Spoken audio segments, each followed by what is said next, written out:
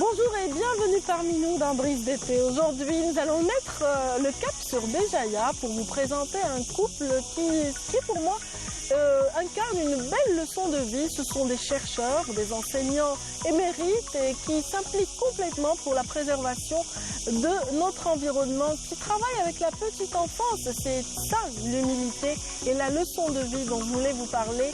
Ils sont époux dans la vie, donc Farid Belbachir et Amel Belbachir. Ils seront accompagnés ce matin par leur fils Aris Belbachir. Nous serons aussi ravis de vous présenter ce matin Saïd Sabaou, donc qui va nous parler, nous faire voyager à travers des classiques du cinéma algérien, mais aussi Mouloud Aïtoumrar, cet interprète donc et aussi musicien très passionné qui justement montre et témoigne de beaucoup de générosité avec ses pairs dans ces métiers justement de la chanson et de l'art musical de manière générale. Donc voilà qui est dit par rapport aux invités, au choix d'invités de cette matinée. J'espère que vous les apprécierez autant que nous ce matin. Avant d'entamer les interviews, je vous propose d'abord cette chanson et nous retrouverons nos amis.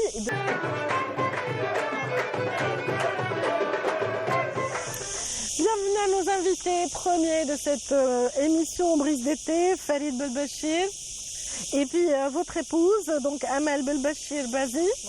Ravi de vous avoir parmi nous ce matin. Aris Belbachir, ça va? Ça va. Content d'être à la télé? Oui. Ah, qu'est-ce qui te plaît le plus ici?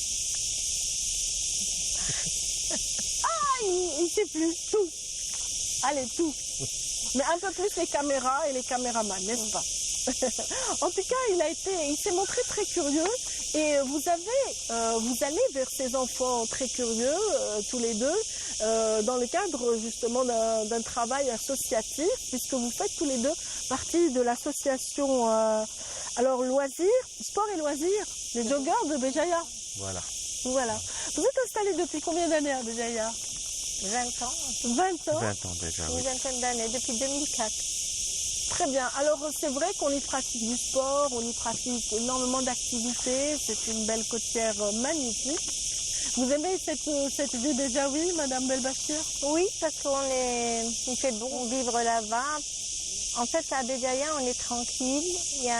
Et puis on a l'opportunité aussi d'avoir la mer à côté, mais aussi la montagne à côté. Donc quand on veut passer d'un milieu à un autre, on veut se détendre, on a le choix de le faire. Et puis c'est une petite ville très conviviale où les gens sont très accueillants. Tout à fait. Et donc on se sent très bien là-bas, voilà. On s'y retrouve, nous qui aimons la nature, qui travaillons dans ce domaine, on s'y retrouve très bien. Voilà, vous travaillez dans ce domaine depuis très longtemps, puisque vous êtes enseignant-chercheur. Vous avez beaucoup travaillé sur la biodiversité, vous-même, oui, madame. Oui. Vous avez même été au fin fond du Sud pour observer des spécimens des plus rares, les guépards en l'occurrence. Oui. En fait, à l'époque où Farid faisait son travail de recherche sur le guépard du Sahara, moi je travaillais aussi sur les carnivores du Sahara, du Hogar, et les prédateurs et leurs proies, et des gazelles, les antilopes. Et donc je l'accompagnais un peu dans ces expéditions et on faisait équipe. Et c'était une très très belle expérience, difficile mais très belle. En tout cas, je voulais justement souligner le fait que vous avez un doctorat d'État, donc dans le domaine. Non, vous avez en tout cas été dans des études, oui, voilà, donc une thèse de doctorat qui n'a pas été achevée, effectivement, oui, encore, mais ça viendra peut-être après, dès qu'on aura le temps.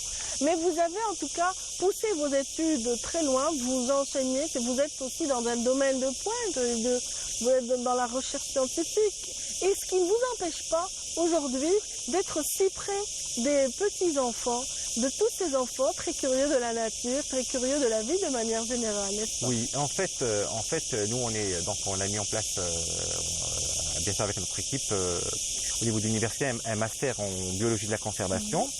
Mais donc c'est tout ça trait à l'érosion de la biodiversité, les menaces, etc. Mais quand on sait que le point focal de toutes ces perturbations ou autres, c'est aussi l'humain sur lequel il faut travailler. Oui. Donc les enfants s'invitent naturellement parce que les comportements adéquats, les perceptions, les attitudes, tout ça.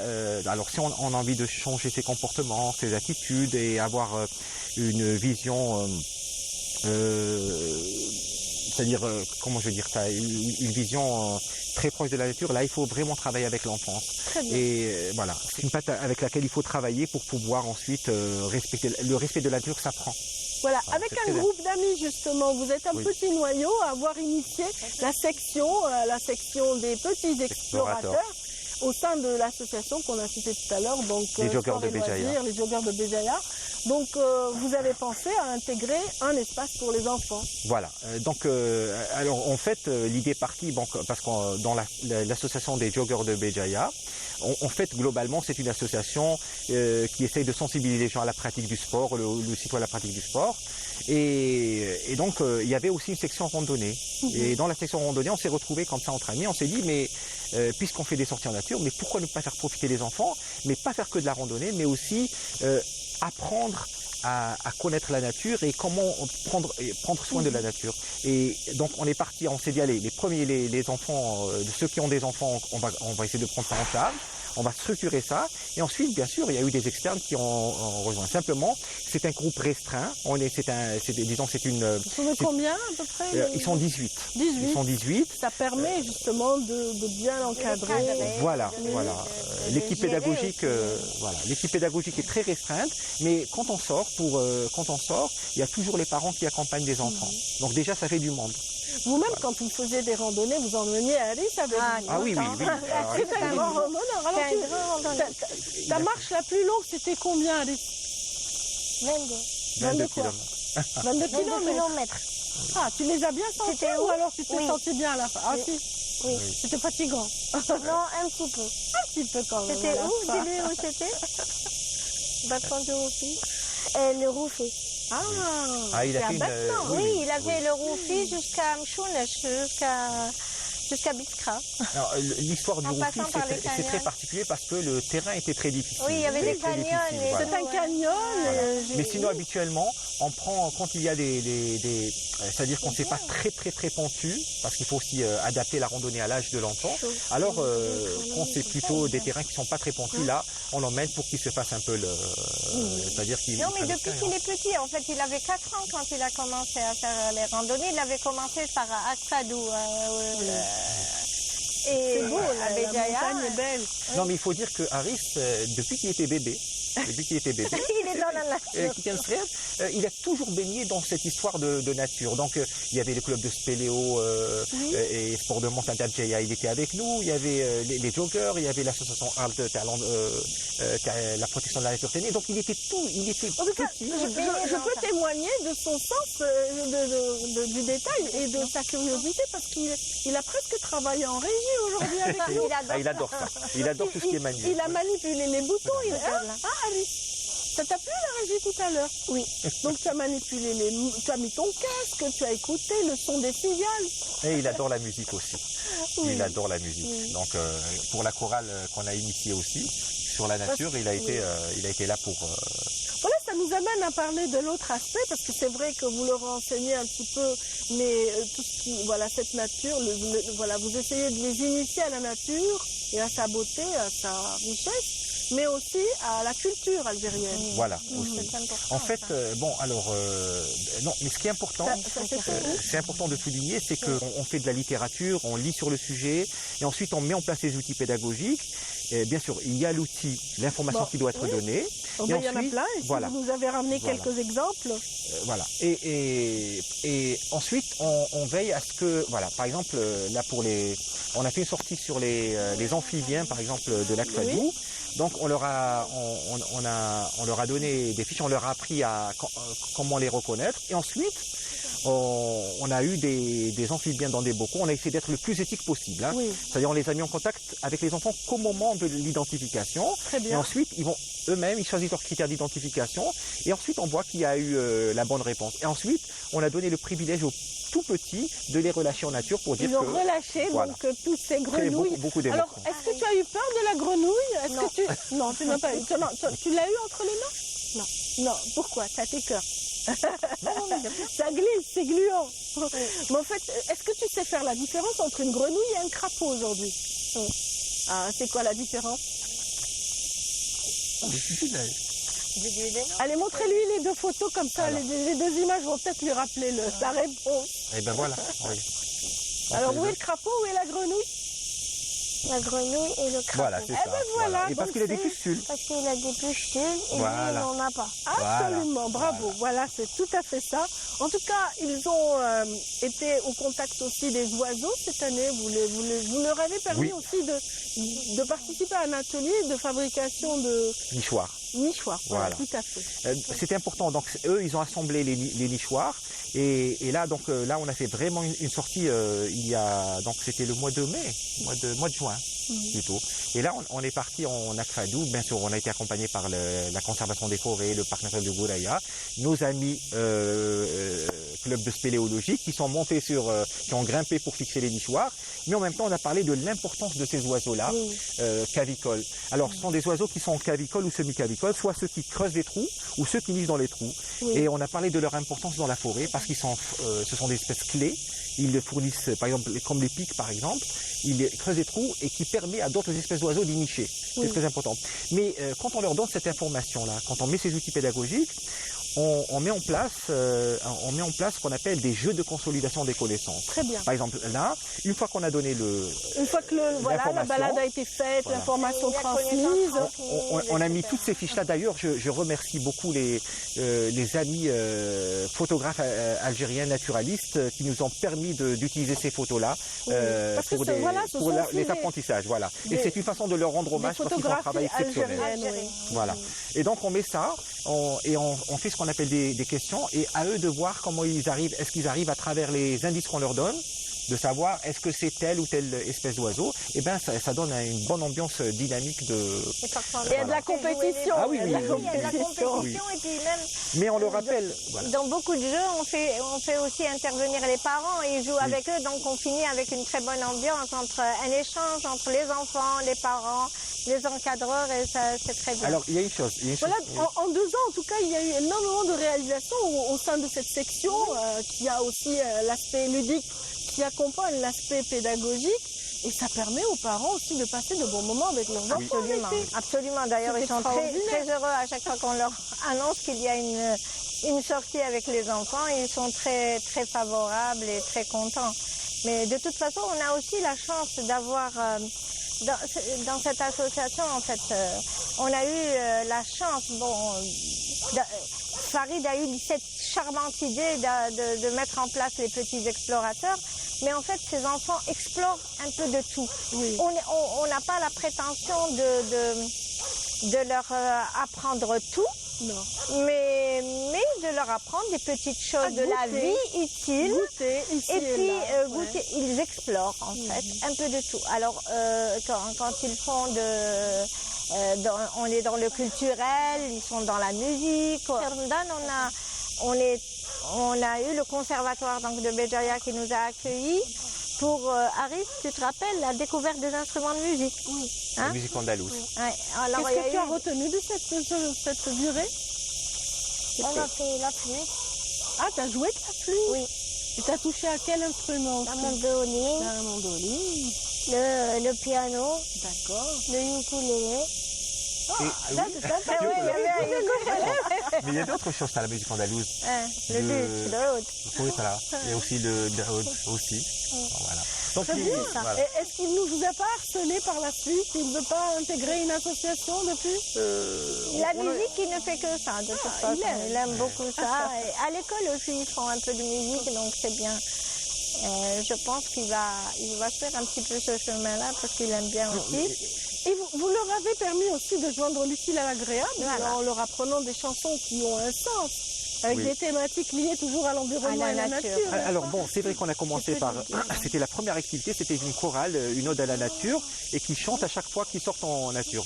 Mais l'idée de la chorale, bon, on la développera parce qu'en fait, on voudrait aussi intégrer les petites chansonnettes du terroir. Oui. Voilà. Que ce soit en kabyle, en arabe algérois, ou en arabe, ça peut Oui, être en aussi arabe d'autres régions. dialectal, Par exemple, la chanson qui m'a Aïdé la Sendo. Il faut que ces enfants-là perpétuent ça. Quand ils grandissent, il faut qu'eux-mêmes puissent chanter ça à leurs enfants. Mhm. Donc l'idée, c'est ça. En fait, on essaie de construire des petits souvenirs à ces enfants-là. Après, peu importe s'ils maîtrisent les choses d'une manière bien ou moins bien, mais l'essentiel, c'est qu'ils auront tous ces souvenirs d'enfance qui permettront peut-être d'avoir une meilleure culture générale sur les choses de la vie. Absolument. Vous les avez initiés à différents métiers d'artisanat. Et enfin, vous comptez le faire sur plusieurs, sur Oui, ça plusieurs laissé étapes. voilà, sur quelques Et années. Voilà, sur quelques années. En tout cas, ils ont de quoi faire. Ils vont grandir avec cet apprentissage. Quel est ton rêve, dis-moi, Aris, tu rêves de devenir quoi dans la vie? Hein, comme Médecin. papa et maman, Médecin. certain? Non? Médecin. Oui. Ah oui, ça c'est nouveau. C'est musicien. Là, il est à la télé de Ça a changé? Ça a changé? Avant, c'était quoi?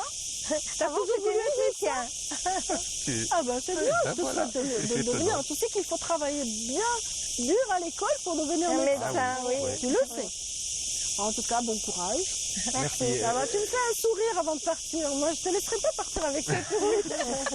Je sais qu'il fait chaud aujourd'hui, mais en tout cas, on a été heureux de vous recevoir, de te recevoir, Alice, de recevoir également donc Madame Belbachir ici présente et Monsieur Belbachir. Je voudrais dire Oui, allez-y, bien une dernière chose. Bien Je voudrais remercier Oui. profondément mon équipe, je veux dire notre équipe pédagogique, Chefia, Mouna, toutes ces Alors, Louahiba, toutes ces on a personnes et une notre petite président. équipe en fait. Voilà. Il y a d'abord, il faut le dire sincèrement, prendre très peu de temps pour le dire, c'est qu'on a le responsable, le président de l'association, qui est Mehdi Wali, qui est il a toujours été favorable à toutes les actions que nous lui présentions. Et puis notre petite équipe, on n'est pas nombreux.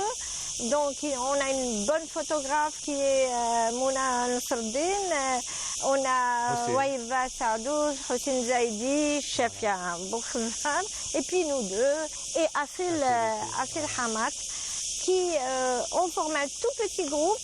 Et on essaye un peu Toujours de volontaire. gérer et d'encadrer les enfants. C'est vrai que dans vous la êtes un nature. petit peloton, Oui. mais c'est ce qu'on appelle une locomotive, parce Oui. que la locomotive est petite, Oui. mais elle draine tout un train, Voilà. et vous arriverez probablement à intéresser beaucoup plus de monde et à être efficace sur le terrain, comme voilà, vous le faites maintenant. En tout cas, bravo, hein. Voilà. Merci. Bravo, beaucoup. et je tenais à revenir sur cette idée d'humilité parce que vous êtes vraiment de grands chercheurs dans l'université algérienne et vous consacrez tant de temps pour la petite enfance et pour aussi la préparation des générations futures. Bravo pour C'est ça. cette implication. Merci beaucoup. Sans plus tarder, je vous invite à cette transition, ce reportage, voilà, et on se retrouvera juste après avec nos invités suivants. Merci. Il est 10 h du matin. Ce surveillant de baignade repère un cas de noyade au large de la plage de Chenois à Tipaza. À peine sorti de l'eau, ce jeune garçon est tout de suite pris en charge par les équipes de la protection civile. On le met en position demi-assise pour améliorer ses conditions respiratoires parce qu'il est en petite difficulté respiratoire. Le poumon n'est pas tellement inondé, il y a quelques gouttelettes inhalées. Donc position demi-assise, oxygénothérapie pour faciliter et un conditionnement, on surveille toujours son pouls et sa saturation en oxygène. Finalement, plus de peur que de mal. La victime a repris conscience quelques minutes après son arrivée à l'hôpital. En dépit des campagnes de sensibilisation régulièrement organisées par les éléments de la protection civile au profit des estivants au niveau des différentes plages de Tipaza, des milliers d'interventions ont été enregistrées dans la région depuis le début de la saison estivale. Durant la période allant du 1er juin jusqu'à maintenant, on a enregistré plus de 6300 interventions à travers les 49 plages autorisées à la baignade, dont on a secouru 4300 personnes d'une noyade certaine. Malheureusement, on déplore 9 noyés décédés. 7 au total sont enregistrés au niveau des plages interdites et zones rocheuses et 2 décès dans les plages autorisées à la baignade. Lorsque l'occasion, c'est-à-dire nous est donnée, donc on donne des consignes de sécurité pour les citoyens. Donc on leur demande d'aller donc vers les plages où il y a la sécurité, il y a les agents de la protection civile, où il y a les services de sécurité, la gendarmerie, la police. N'allez pas dans des zones dangereuses, ou là, les zones rocheuses, où il y a les risques. La grande majorité des décès par noyade sont enregistrés au niveau des zones dangereuses, dites zones à risque. À Tipaza, elles sont au moins 16 plages interdites à la baignade, qui restent malheureusement lieu de prédilection pour beaucoup d'amoureux de la Grande Bleue. C'est des zones difficiles d'accès, surtout par mauvais temps. Les estivants risquent à tout moment de se heurter à des rochers ou autres. Il faut prendre cela en considération. C'est des risques inconsidérés qui peuvent être mortels. Un homme averti en vaut 2, mais en cas d'accident, les éléments de la protection civile restent mobilisés et prêts à répondre présent à tout appel sur le numéro vert 14 ou le 10 21, joignable 24 heures sur 24, 7 jours sur 7. Merci à Walid Yousfi de nous faire découvrir le travail des surveillants de baignade sur nos plages, les rivages algériens. En tout cas, on revient sur le studio, justement, ou plutôt le plateau de Brise d'été avec notre second invité qui vient de s'installer. C'est pas un invité, il fait partie de la famille maintenant. Il s'agit de Saïd Sabaou, donc il nous gère une belle rubrique, voilà, une rubrique qui est marquée par les scènes, ou plutôt la rubrique des scènes marquantes dans le cinéma algérien. Exactement, bonjour Voilà. à tous, bonjour à vous. Bonjour. C'est vraiment un plaisir d'être ici parmi vous. Comme on dit, il faut savoir d'où on vient pour mieux avancer dans la vie. Absolument. Et quoi de mieux que redécouvrir les scènes les plus marquantes du cinéma algérien des années 60 aux années 70. Donc vraiment, c'était une époque incroyable en termes on va dire de technicité et de production cinématographique en Algérie.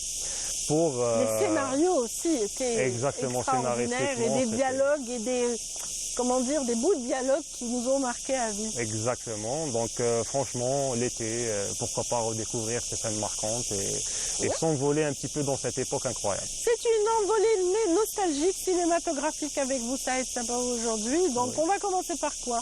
On va commencer par comment le présenter sans superlatif par le fameux film La Bataille d'Alger, Oui. donc qui est sorti en 66. Un chef-d'œuvre et un classique, je dirais. Un Voilà, sans classique, superlatif. voilà, exactement. Réalisé par Gillo Pontecorvo, Oui. donc avec Brahim Hadjaj dans le rôle de Ali Lapointe. Et en fait, on va vivre certaines scènes marquantes de cette année 57, où Ali Lapointe avec le petit Omar et avec d'autres moudjahidines et chouhada qui sont tombés, valeureux chouhada qui sont tombés donc au combat, qui ont été pris dans ce fameux appartement de la Casbah.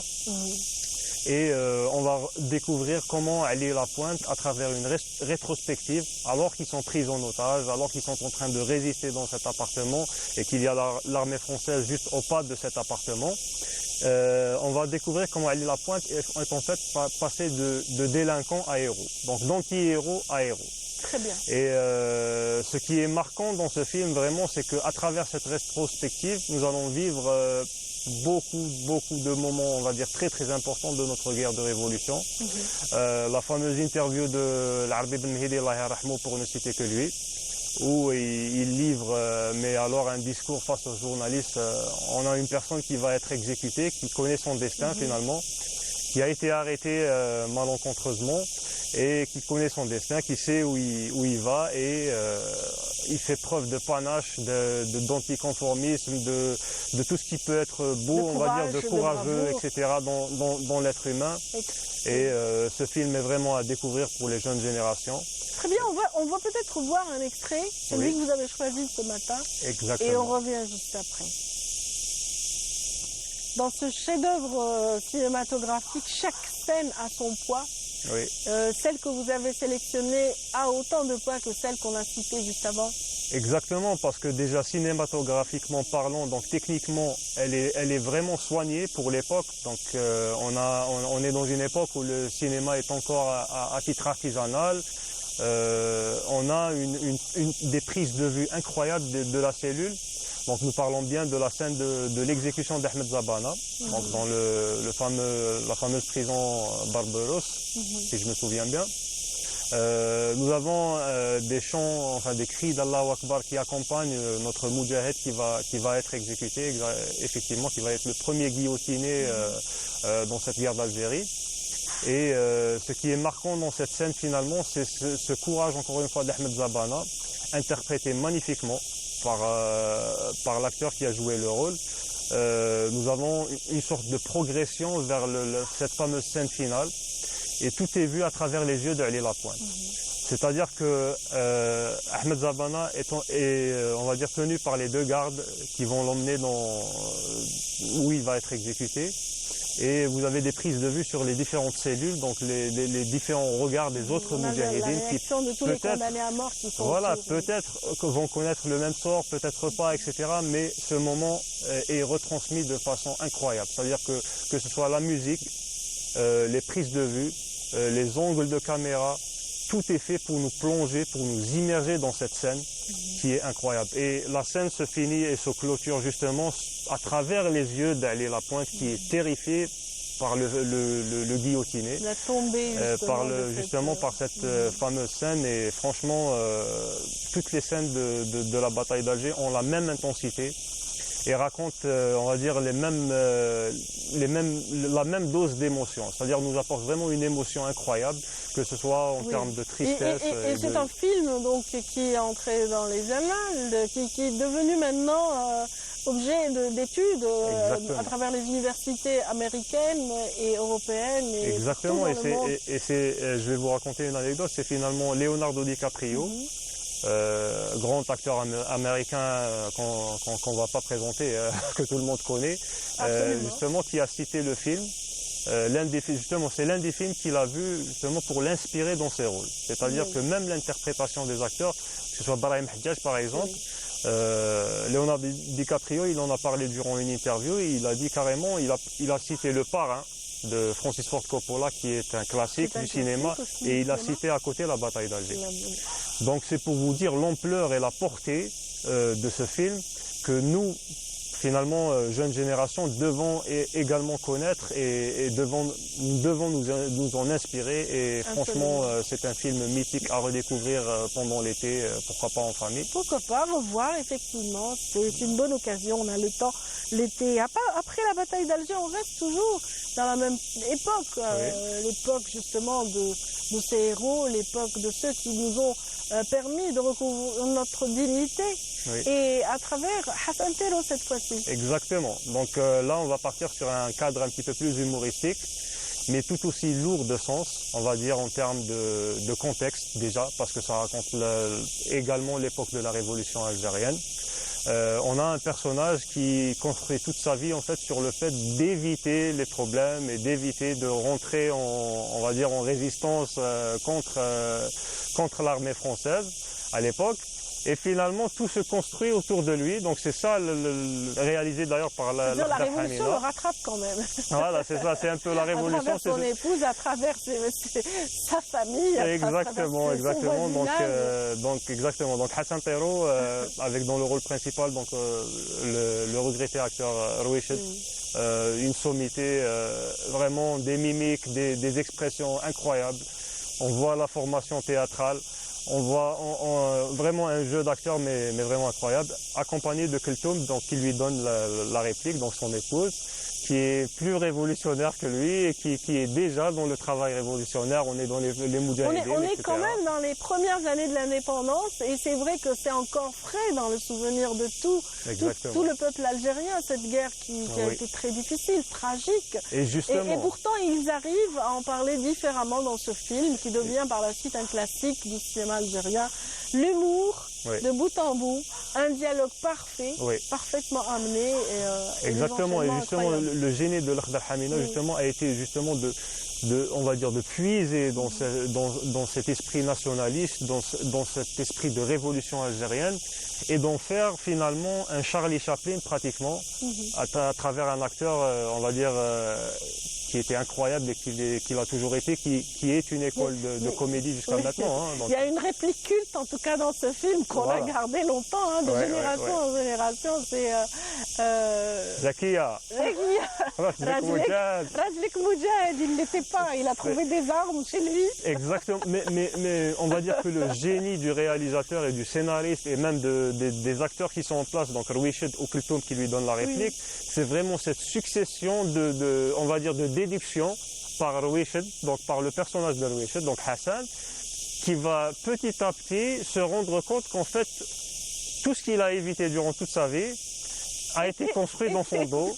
Et c'est toute l'absurdité de la scène et également c'est tout le génie du cinéma qui a été, on va dire, puisé dans ce film.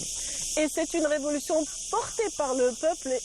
Et il y a ce film qui incarne justement cette expression de fort belle manière, dans la mesure où on comprend que tout le peuple algérien s'était impliqué. Et on le découvre par l'humour, on le découvre par tous ces effets de surprise dans ce film incroyable. À voir absolument, Hassan Terro. Hassan Terro, exactement, Absolument. à découvrir en famille, à voir, à revoir, à consommer sans modération, on va dire. Absolument, on est dans l'anti-héros, mais quand même, c'est sympathique. Oui, c'est incroyable. Et puis voilà, le troisième de votre liste aujourd'hui, c'est aussi un film de guerre. Exactement, donc Ahmed Rachdi nous a livré le fameux film L'opium et le bâton.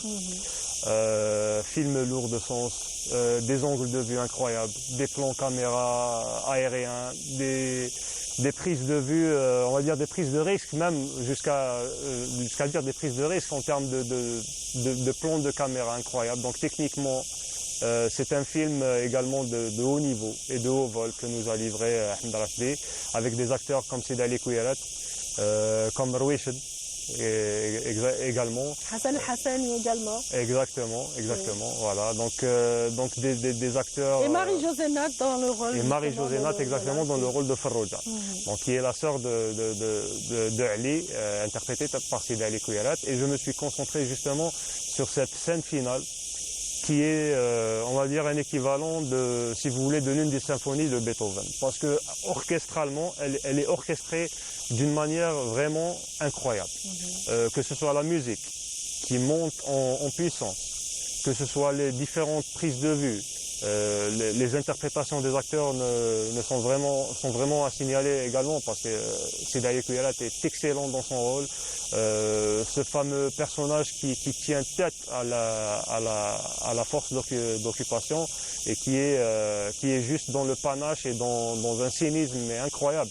C'est-à-dire que cette fameuse scène où on lui demande finalement de ramasser le briquet qui est tombé, et Sidi Ali Kouyarat est debout et se tient vraiment en résistance, inflexible.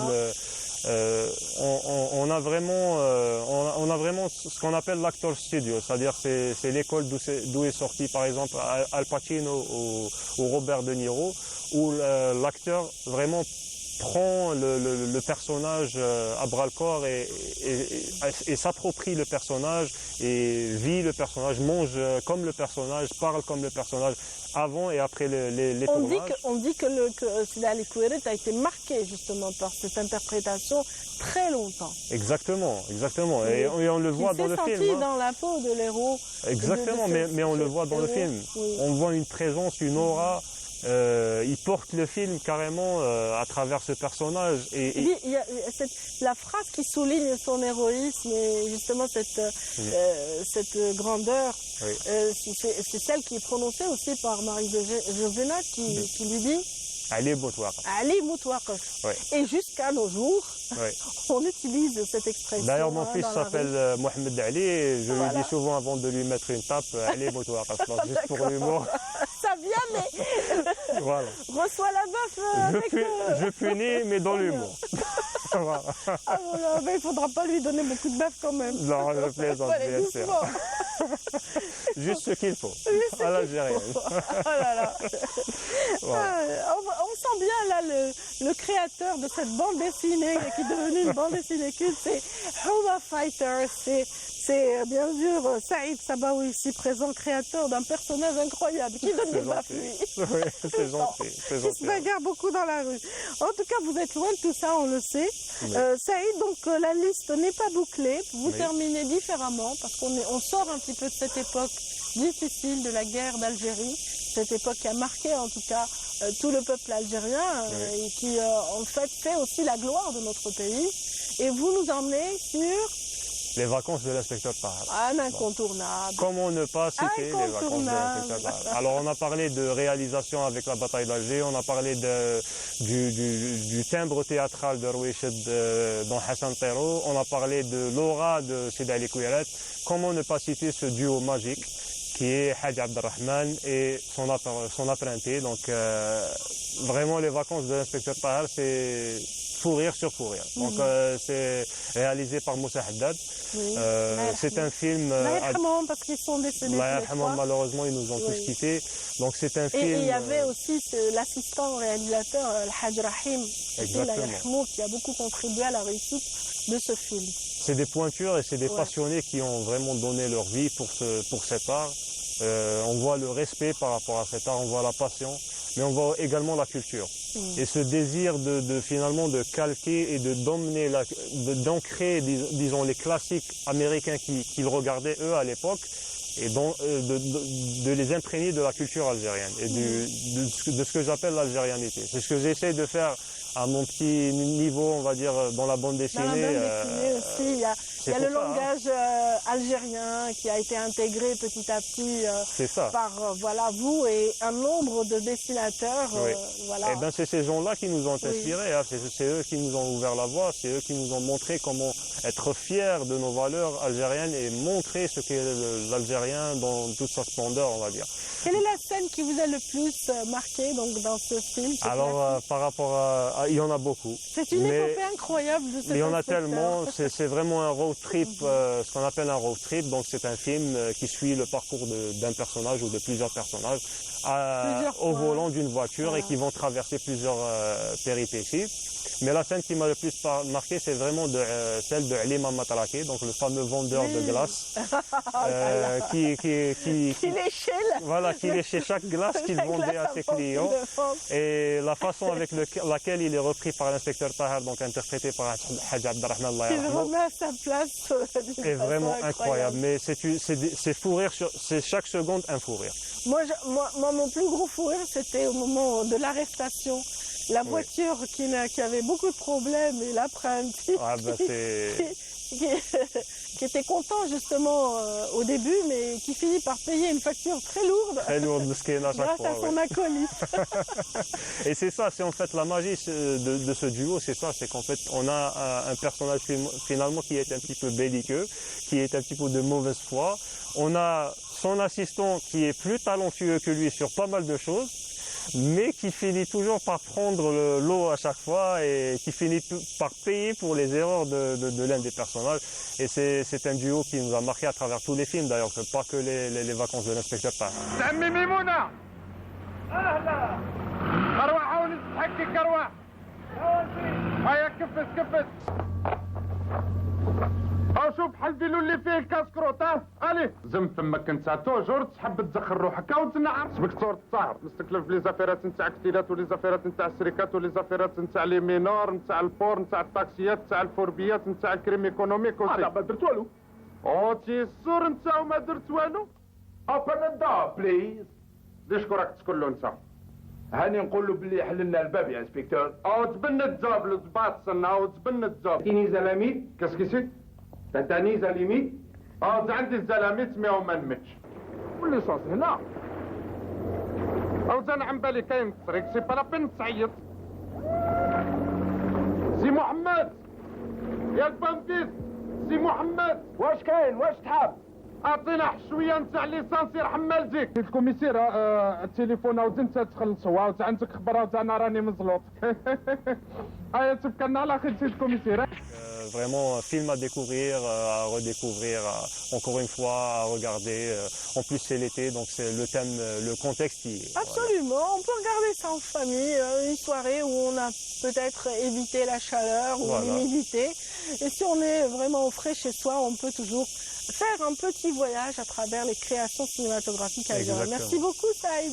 C'était un plaisir. Merci infiniment à vous qui êtes avec nous. On continue notre virée sous la brise d'été.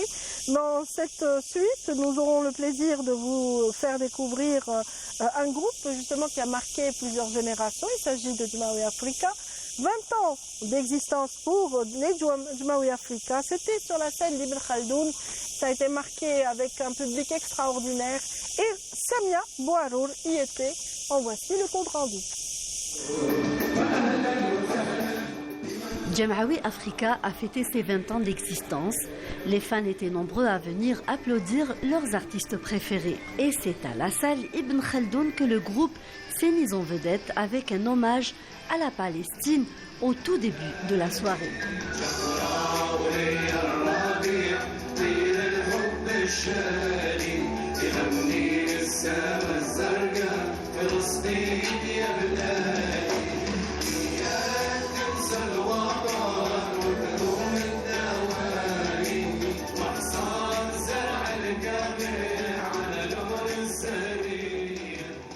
C'est une tournée qui commence en Algérie et qui va aller aussi à l'international. Donc on va en Europe de l'Est et c'est une tournée qui fête nos 20 ans de carrière.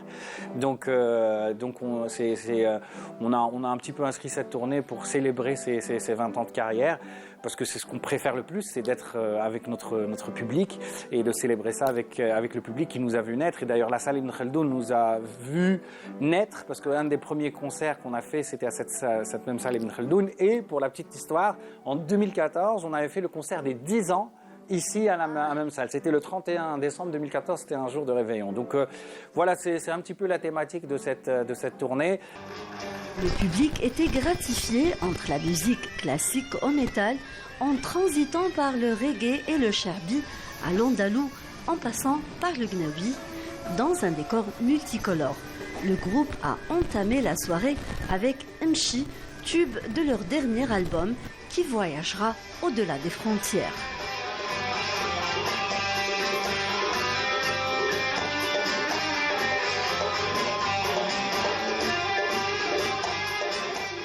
En Algérie, où les Algériens, on est à l'origine, notre musique, elle est fusionnée, elle est mélangée à la base. Donc quand on crée, on mélange beaucoup de choses. Déjà, nous, une source d'inspiration pour nous, c'est un petit peu toutes les musiques traditionnelles algériennes. Donc on a travaillé sur l'andalou, on a travaillé sur le Ehlil dans notre deuxième album, on a travaillé sur le Milhoun, on a travaillé sur beaucoup de choses.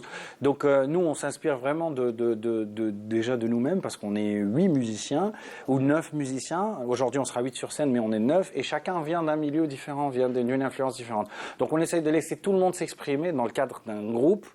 Parce qu'on est un véritable groupe où tout le monde s'exprime, où chaque musicien apporte sa petite touche et son petit grain de sable pour faire un ensemble. Fondé en 2004, l'ensemble Djmaoui Africa a sorti 5 albums, dont Mama en 2008, Shfa, Live et Album en 2012 ou encore Mchi en 2021.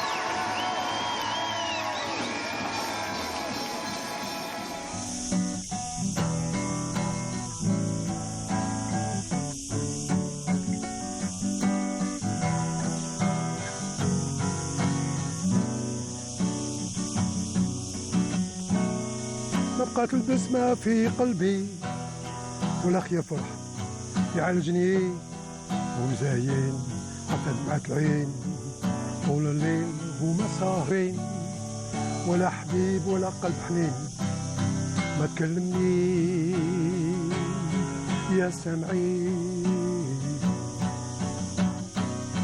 معرضون يشاركهم في الجلسة كنت نسمح لهم وننسى غرفة في جهة هذا الناس ما فيهم 10 قدر يبيعوه يبيع حبيبه ما بقى في الواد يحجروا مع الناس مع الناس مع الناس ماني لباس مع الناس مع الناس مع الناس ماني لباس ماني لباس. Merci, merci. Une belle entrée pour Mouloud Aït Oumrar ce matin avec nous dans Brise d'été. On est ravis de vous recevoir ce matin. Eh ben, merci de l'invitation. Je suis très... C'est une chanson bien triste, mais vous n'êtes pas triste du tout. Oui, quelque peu triste. On vous connaît beaucoup pour votre jovialité, votre sens de la fête. Bon, disons que ça dépend dans le contexte, du contexte dans lequel j'avais écrit ce morceau. Oui, absolument. Voilà, c'était une période assez un peu... On traverse toujours les périodes. Absolument. Il y a des hauts, il y a des bas. Voilà. C'est beaucoup plus... c'est des faits, c'est un fait social, quoi. C'est dans la... je veux dire, c'est dans le contact de l'entourage et tout ça. Absolument. Bon, il y a un peu de tout. Oui, mais c'est vrai qu'avec la complexité de la vie, on voit moins nos amis, on voit moins le... Oui, c'est loin de l'époque où vous avez grandi, c'est-à-dire que les années 70-80, c'était des belles années pour la musique. J'ai eu cette chance-là d'évoluer durant cette période de 70-80, où quand même, la musique aussi, elle avait son... Elle était très présente dans la vie, dans le quotidien des Algériens. Il y avait énormément, toute une floraison de groupes aussi impressionnants les uns que les autres. Effectivement. Voilà, des contemporains comme le groupe Index, l'été 34, il y avait Jamal Allam et son groupe, il y avait... Toutes ces personnes, vous les avez connues de très près. Oui, j'ai connu quelques-uns à l'époque, même des membres du groupe T34. Et parallèlement à ça, aussi des chanteurs de renommée quand même, qui sont bien connus. Donc comme Nourdine Chendoud, Jamal Allam, et Baziz, entre autres. Oui. Vous partagez l'amour et la passion pour la guitare avec Baziz, hein, Absolument. Une fois, on avait joué avec le même instrument. Oui. J'avais commencé en ouverture de rideau à Béjaïa. C'était sa guitare, avec sa propre guitare. Ça m'a fait quand même plaisir. Bien sûr. Voilà. Mais sinon, j'avais formé des groupes. J'étais dans une formation, un groupe. Le premier groupe que j'avais formé, c'est les années 70. C'était les Snow Boys. Les Snow Boys. Les Snow Boys. Pourquoi Snow Boys? C'est les enfants de la neige. Et comme j'habite Bouira, c'est au Piémont du Djurdjura. Donc on a pris cette appellation de Snow Boys. C'est très bien choisi et c'est facile à retenir. Oui. Puis il y a cette consonance un peu anglaise, anglophone. Pourquoi? On était un peu branchés sur beaucoup plus la musique pop, un peu rock et tout ça. Voilà, on vient de voir les Jmaoui africains, vous les avez vus à leur naissance. C'était après une décennie difficile, la naissance des Jmaoui africains, où les Algériens recherchaient des sons plus proches de leur histoire ou de l'histoire de l'Afrique. C'est bien. Et le Gnaoui qui avait pris le relais. Il y a cette fusion aussi. Mais on a toujours besoin, c'est comme même avec Idi ou Jamal Allam, ils se sont inspirés sur l'harmonie, les accords et tout ça, pour essayer de dégayer un peu leurs morceaux, et c'est quand même agréable. Sinon, c'est vrai que pendant le parcours, les membres du premier groupe, on en a perdu durant notre vie, quoi. Mais... ce groupe qu'on vient de voir aussi, il a avancé, et puis après il y a eu des carrières solo et une recomposition du groupe. C'est à peu près, presque le même chemin finalement. J'ai formé d'autres groupes, d'autres formations, où finalement je me suis retrouvé les Lions. The Lions, on a fait fusion, c'est de Béjaïa, d'Akbou exactement. Et on évoluait au niveau de l'hôtel, la station climatique de Djurdjura, à Tixda. Donc c'était généralement les fêtes de fin d'année, c'était... Voilà. Mais aussi, vous montiez sur scène, vous participiez aussi à des festivals à l'époque. Oui, le Il y festival de la avait une chanson. belle effervescence. Oui, le festival de la chanson. Bon, après, un peu plus tard, c'était le festival de la chanson kabyle. Hein. Oui. Voilà. Et puis, un peu plus tard, j'ai dû apprendre un autre instrument, c'est le piano. Oui. Le piano, je me suis mis au clavier, d'autant plus qu'avec tout ce qui est électronique, c'est vrai qu'on est avantagé. On n'a pas besoin vraiment de beaucoup de membres c'est la On disponibilité. peut se dispenser d'un orchestre, effectivement, quand on fait de l'animation, parce que vous en avez fait beaucoup. Oui. C'est un moment de plaisir que vous partagez en intimiste. Ah oui, absolument, absolument. Voilà. Donc ça m'a... C'est plus intime, c'est chaleureux, Oui, et je oui. pense que vous aimez ces moments-là. Oui. En tout cas, on a écouté une première chanson et qui était très belle. Et actuellement, vous avez un fils qui est musicien aussi, avec qui vous partagez cette passion pour la musique. Hichem. Si, j'ai mon fils. J'ai mon fils Hichem. Bon, il a été un petit peu nourri dans le bain artistique, d'autant plus que le papa, il est là. Il avait tout à proximité. Disons que l'instrument, bon, je lui ai donné tous les moyens. Mais Votre je peux dire père que en a fait autant avec vous? mon papa et mon père exactement. Mon père, il avait commencé le sherbi avec une mandoline que je convoitais à l'époque. J'avais qu'à 13 ans, 14 ans, mais j'avais pas le droit de la toucher. Donc pour la petite anecdote, il a fallu comme ça, d'un voyage, il m'a acheté ce qu'on appelle le goubri de l'époque, c'est la carapace de tortue avec un manche et deux cordes en nylon. J'ai comme ça. J'avais évolué, me dit après, bon, c'était une guitare. Ma première guitare, je l'ai eue. Ça a démarré comme ça. Bon. Et c'est votre instrument de prédilection, il ne vous a jamais quitté? C'est exactement. Mais ça ne m'a pas empêché d'aller voir un petit peu du côté des claviers et tout ça. Parce que c'est quand même un instrument complet. Hein, oui. Voilà. Donc, un moment que vous aimeriez revivre ou alors sentir avec la même intensité peut-être une scène ou une rencontre avec un artiste dans votre parcours. Qu'est-ce qui vous a marqué dans cette carrière? Belle carrière. J'ai eu l'occasion d'approcher quelques... Bon, Aziz entre autres, mais sinon avec l'idée où je suis passé une fois aussi en levée de rideau à Béjaïa, où j'avais interprété 3 chansons avant qu'il rentre sur scène. Bon, ça m'a fait plaisir.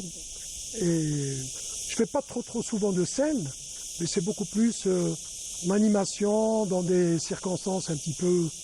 Bon, voilà, vous aimez bien l'ambiance intimiste. Ça, beaucoup plus intimiste. Ça, on l'a compris. Ça va avec peut-être votre personnalité, ou peut-être que vous n'aviez pas envie d'être sous les feux de la rampe, vous qui étiez dans l'enseignement de la langue. Oui, des langues. Moi, je peux dire, voilà. Vous aviez une carrière en parallèle. À propos, je profite pour dire un mot à propos de Marwan qui est manager, auteur, compositeur. Oui.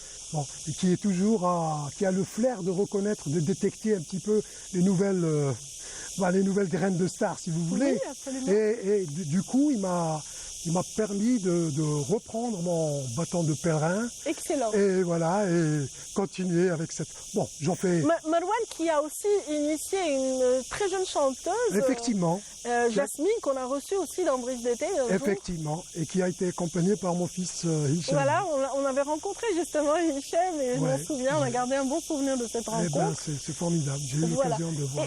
Et c'est vrai que la musique, ça n'a pas d'âge. On peut la pratiquer à tout âge, pourvu qu'on soit animé de quoi? Animé de bonne... D'amour pour l'art. Et voilà, il faut des échanges aussi. L'échange, c'est ça. On a vraiment besoin de partager ça, de partage. C'est vrai qu'il m'arrive parfois, même tout seul, où je sens le besoin d'aller vers l'autre. D'aller vers l'autre. Ah ben c'est le moment. C'est le moment de revenir sur la scène. Pourquoi pas. Et de partager toutes ces belles créations, parce que voilà, vous avez un très beau répertoire que le public gagnerait à découvrir davantage. Oui. On vous le souhaite en tout cas grâce à ce manager qui vous pousse. Oui. En tout cas, nous on a eu du plaisir à vous rencontrer ce matin, Mouloud. Eh bien ça m'a fait également plaisir, c'est partagé. Voilà, m'a donné cette occasion-là. Je vous en remercie. Voilà. En tout cas, on ne va pas vous laisser partir sans réécouter ce jeu de guitare, sans réécouter cette douceur dans la voix. Ah, merci. Une voix un petit peu comme ça qui à la limite du rock. Oui, beaucoup plus. Est-ce que vous Moi, j'avais travaillé un petit peu dans ce... un petit peu rocker à un moment de votre dans ce vie? registre, oui, Oui. rock et tout ça, oui. Bon, à propos de rock, bon, je vais peut-être pouvoir interpréter une chanson d'Elvis Presley, mais pas vraiment rock. Hein. C'est un petit peu avec une inspiration mexicaine, mais c'est chanté en anglais par Elvis Presley, tiré d'un de ses films, l'idole d'Acapulco. Oui, j'imagine que c'était votre idole autant que il était l'idole de toute la jeunesse de son Exactement. époque. Elvis Presley, donc oui. avec la voix de Mouloud Aït Oumrar. Un dernier mot, si vous voulez. Eh ben voilà, comme projet, j'ai pas vraiment de projet précis, sauf que il y a mon fils. Je pourrais peut-être faire pas mal de duos avec lui et essayer d'accompagner les nouvelles graines de stars, quoi. Apporter quelque chose avec mon expérience. Je sais que les jeunes, ils ont leur passion, ils apportent leur passion. Moi, j'apporterai mon expérience. L'expérience de la vie. De la vie, voilà. Très bien. En tout cas, on vous souhaite bonne chance. Merci beaucoup. Toute la réussite à cette reprise de carrière. Oh, merci. On a été vraiment ravis de vous recevoir aujourd'hui. Avant de vous inviter à jouer, je tiens à remercier tous ceux qui étaient avec nous. Merci pour votre fidélité. J'espère que vous avez apprécié cette brise d'été. On a été très ravis, très heureux de vous servir durant cette saison. En tout cas, pour moi, cette fois-ci, ce sera la dernière, mais nos collègues continueront de vous accompagner jusqu'au dernier bout de l'été. En tout cas, portez-vous bien. Je remercie toute l'équipe qui m'a accompagnée aujourd'hui, l'équipe de la régie mobile qui était installée depuis un bout de temps cet été dans ce magnifique jardin de la télévision algérienne. Merci infiniment, je vous embrasse et je vous souhaite un bel été. Merci, je remercie aussi l'équipe de la régie, merci beaucoup.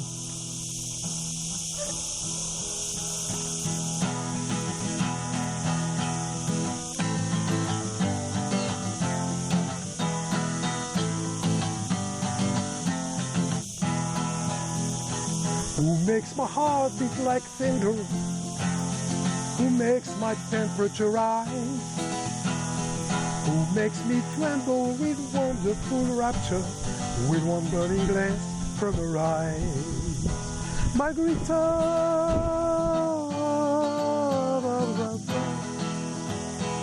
once I was free as a gypsy, creature too wild to tame. Then suddenly I saw Margarita, when I was caught like a moth in the flame. Margarita is her name. Margarita.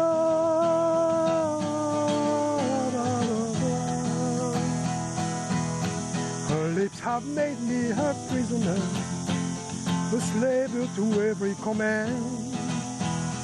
She captivates me, intoxicates me with one little touch of her hand. Margarita,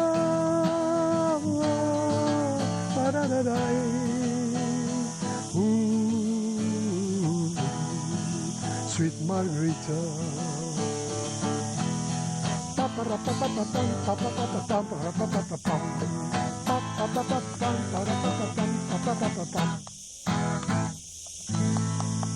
Voilà.